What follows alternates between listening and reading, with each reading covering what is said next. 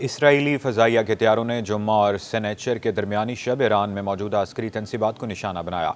Iran पर किए गए हमलों का दुरानिया लगभग 4 घंटों पर मुहित था। इसराइल का कहना था कि इसकी दिफाई अफवाज ने इंटेलिजेंस की बुनियाद पर ईरान पर फ़ज़ाई हमले किए और इसके हथियारों ने मिज़ाइल बनाने वाले ईरानी तनसीबात को निशाना बनाया।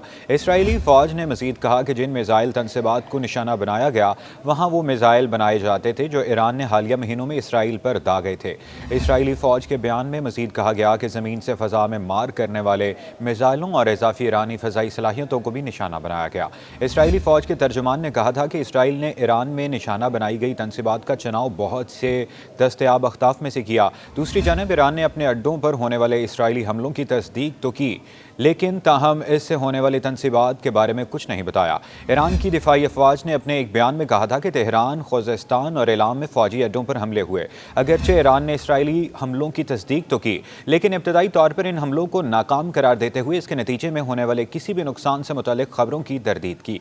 ईरानी मीडिया के मुताबिक धमाकों की इब्तदाई आवाज़ों के बाद ईरान का दिफाई मिसाइल शिकन निज़ाम फ़ाल बना दिया गया था, जिसने कामयाबी के साथ इसराइली हमलों को नाकाम बनाया। ताहम हम में ईरानी फ़ौज ने कहा था कि इसराइली हमलों को कामयाबी के साथ रोका गया।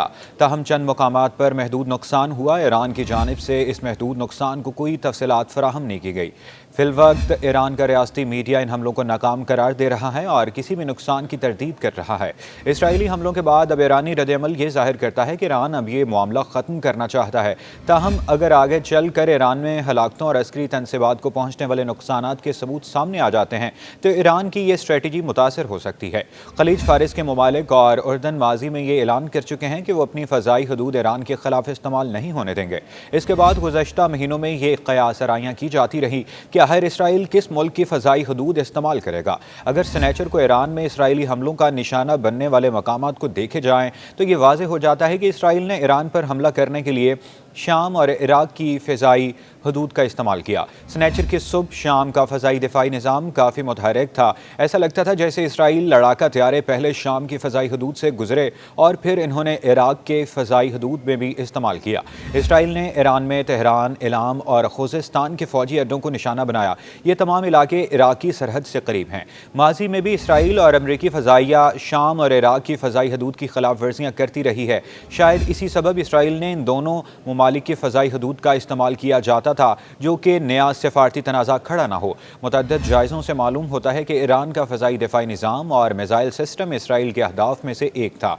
ईरान के दिफाई निज़ाम को निशाना बनाने का मकसद ये पैगाम देना हो सकता है कि जब इसराइल अपने दुश्मन के मिसाइल डिफेंस सिस्टम को निशाना बना सकता है तो दीगर मकामात को निशाना बनाना भी इसके लिए मुश्किल नहीं है। माजी के मुकाबले में इसराइल ने पहली मरतबा ईरान पर हमले की ज़िम्मेदारी कबूल की है। इसराइल की जानिब से ईरान पर किए जाने वाले हालिया हमलों के बाद ईरानी रद्द-ए-अमल का इन्हिसार ईरानी क़यादत पर है। वो किस तरह इसका जवाब देना चाहेगी। ईरान की नीम सरकारी खबर रसां इदारे तस्नीम का कहना है कि इसमें कोई शक नहीं कि इसराइल को मुनासिब रद्द-ए-अमल का सामना करना पड़ेगा। ताहम अब तक ईरान के रहबर आला और सरकारी हुकाम इस ज़िमन में कोई बयान नहीं दिया, जबकि अमरीका ने ईरान को मुमकिना रद्द-ए-अमल के हवाले से खबरदार किया है। मशरिक़ वस्ता के मामलात पर गहरी नज़र रखने वाले तज्ज़ियाकारों का कहना है कि खित्ते में हर कोई जानता था कि इसराइल का जवाब आने वाला है, लेकिन कम अज़ कम कुछ ममालिक को ये तवक्को थी कि इसराइल अमरीकी सदारती इंतखाबात के बाद तक इंतज़ार करेगा।